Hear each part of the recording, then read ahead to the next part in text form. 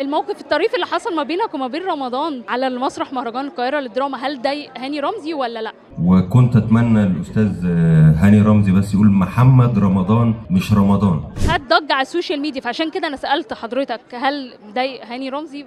حقق لك امنيتك محمد رمضان. موقف انا شخصيا ما كنتش فاهمه، موقف عدى في لحظه، يعني خلص في لحظتها، لان رمضان قال لي انا بهزر وبتاع وضحكنا وحضنا بعض. رحب بيك معايا في وان تيك، وكلمني النهارده عن حضورك على الريك. والله انا يعني دعيت لهذا المهرجان وسعيد بفكرته، سعيد بهدفه، وانه يحمل على عاتقه سينما المرأة والمواضيع الخاصة بالمرأة، وانا اعتقد ان ده شيء يهمنا كلنا. المرأة هي امي واختي وبنتي ومراتي وصديقتي وكل حاجة يعني.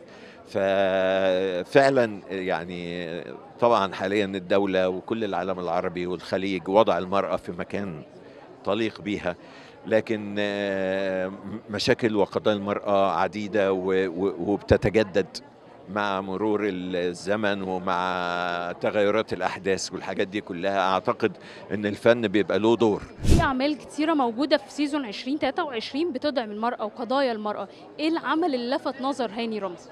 المسلسل بتاع نيلي كريم والمسلسل بتاع منى زكي الحقيقة لا يعني الحاجات ديت يعني عرفنا بعديها ان في قوانين اتغيرت، فده تأثيرهم شوفي كان عامل ازاي. النهارده لازم الفن يبقى له تأثير، وخاصة عند المرأة، لان فعلا بجد المرأة تهمنا كلنا ومش مش نظرة يعني تقدمية ولا حاجة، لكن هو ده حق منذ قديم الزمان وهو حق.